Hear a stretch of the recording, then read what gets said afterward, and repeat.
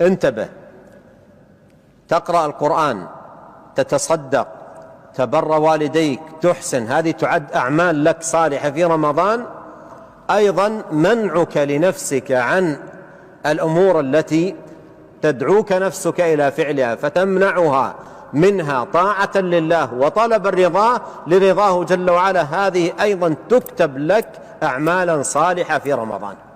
مثل ما تكتب لك تلك أيضا أعمال صالحة في رمضان،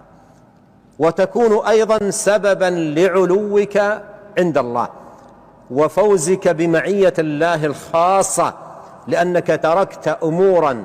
نفسك تبغيها متحركة في طلبها لا يراك أحد من الناس، تركتها لله